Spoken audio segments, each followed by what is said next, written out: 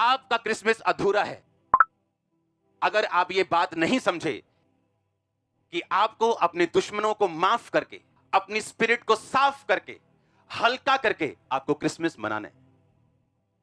नहीं जी, पहला होती गलती। उस परमेश्वर ने क्या कहा? उसने कहा अगर कोई एक गाल पे मारे तो दूसरा भी उसकी तरफ कर दो, और इस तरह से तुम अपने बैरियों के ऊपर अंगारों को डालोगे।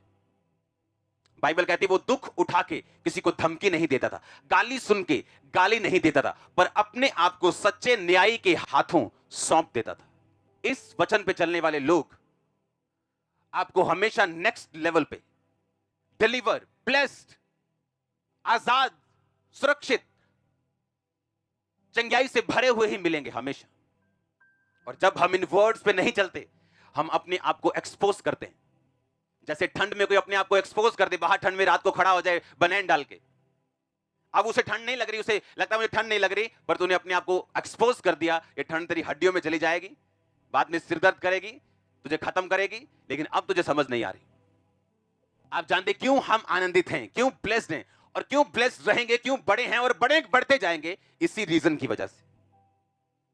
जब हम अपने दुश्मनों के खिलाफ चलेंगे, परमेश्वर हमारे साथ नहीं होगा। आज एक घर से दो लोग निकले,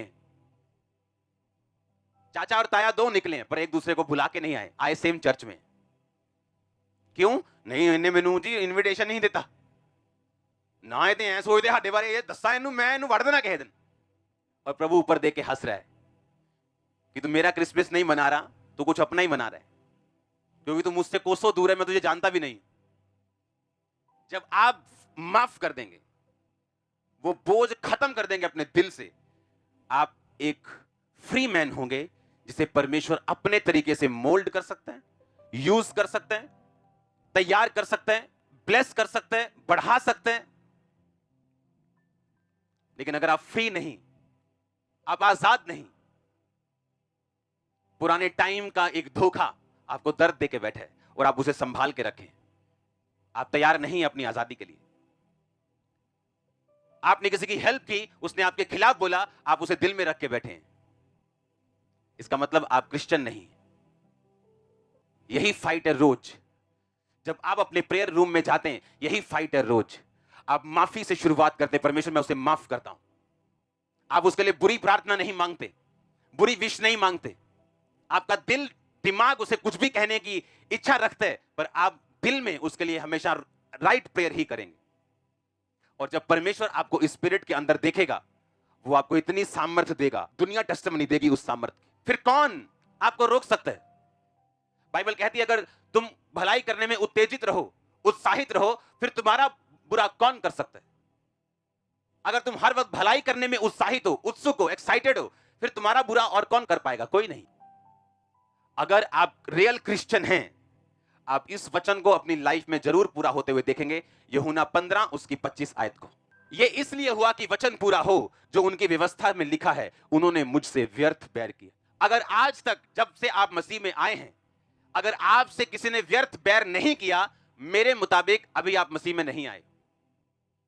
व्यर्थ बिना किसी कारण के आप जब क्रिश्चियनिटी में आते हैं, लोग आपसे बैर करते हैं। आप सोचते हैं ऐसा क्यों है? जब आप उनके लिए भला सोचते हैं और वो आपसे बैर करते हैं। लोग आपके खिलाफ चलें, आपके खिलाफ प्लानिंग्स करें, वो सारी शर्मिंदगी के खूह में जाएंगी अगर आप उनके खिलाफ नहीं करेंगे तो।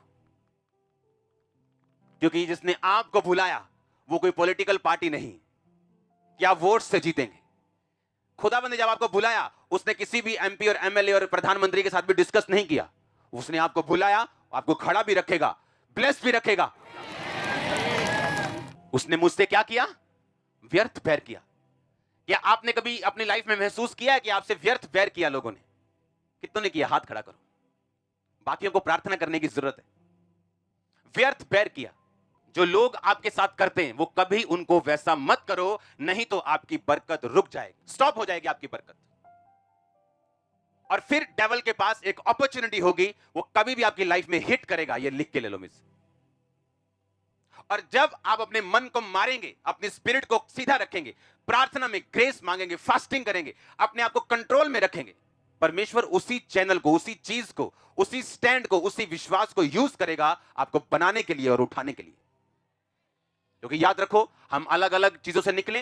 कोई जनरेशनल कर्ज से निकल रहा है, कोई गरीबी के श्राप से निकल रहा है, कोई डाइवोर्स के कर्ज से निकल रहे हैं, कोई मेंटल स्ट्रेस के कर्ज से निकल रहे हैं, कोई फाइनेंशियल ट्रबल के कर्ज से निकल रहे हैं। और आप उन कर्ज से आजाद हो सकते हैं अगर आप जीसस क्राइस्ट के वर्ड्स को फॉलो करें तो आप निकल सकते हैं। उसने कहा, मैं अपना वचन को भेज के तुम्हें क्या करूंगा? चंगा करूंगा। आप माफ नहीं करेंगे, आप दुश्मनी छोड़ेंगे नहीं, आप प्रेयर करते रहेंगे, आपके घुटने खिस जाएंगे, आपका विश्वास खत्म हो जाएगा लेकिन आंसर नहीं आएगा प्रेयर का। आपका विश्वास शक में बदल जाएगा। आप सोचेंगे क्यों मेरे साथ ऐसा हो रहा है। और यीशु मसीह के वचन आपको मालूम होने चाहिए कि तुमसे संसार बैर करेगा, पर अगर वो तुमसे बैर करे, तुम बैर मत करना। उन्होंने मुझसे व्यर्थ बैर किया, वो तुमसे भी क्या करेगा? व्यर्थ बैर करेगा। अब याद रखो, आप एक हेवनली असाइनमेंट के नीचे हो। शैतान उस असाइनमेंट को, उस होमवर्क को, उस काम को, उस बुलाहट को देख सकता है कि ये बंदा परमेश्वर की बुलाहट के नीचे। वो जानबूझ के ऐसे लोग खड़े करेगा जो आपको सताएंगे और आपका दिल करेगा मेरे पास पावर है, मैं इसको खत्म कर सकता हूं। लेकिन आप माफ करेंगे, वो आपको बड़ा कर देगा। जब आप माफी की स्पिरिट में रहते हैं, बाइबल कहती है किसी गिद्ध की दृष्टि उस पर नहीं पड़ती। वो आप परमेश्वर की छाया के नीचे, उसके पंखों के नीचे सेफ रहते हैं। और यदि आपने माफी की स्पिरिट नहीं ली, आप दुश्मनी को नहीं छोड़ते, पास के धोखे को अपने दिल से नहीं निकालते, उसे नहीं भूलते, माफ नहीं करते, आप अगले लेवल के लिए नाकाबिल हैं। क्योंकि दो तरह के लोग क्रिसमस मनाते हैं, एक रिलीजियस, दिल में खोट, दिल में बुराई, दिल में वैर, दिल में विरोध, एक दूसरे को दांत से काटना और फाड़ना और काटने केक, बोलना मैरी क्रिसमस, हैप्पी क्रिसमस, पूरी दुनिया में जा जाके बताना, आओ जी क्रिसमस मनाओ साढ़े साथ। आप किस श्रेणी में आना चाहते हैं?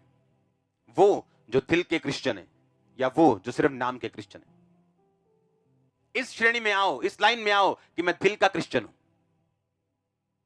और जब जाते हुए आपका दुश्मन मिले, उसे हैप्पी क्रिसमस बोल के जाओ। उसे दिखाओ कि आपने वर्ड को सुना और उसे कबूल किया।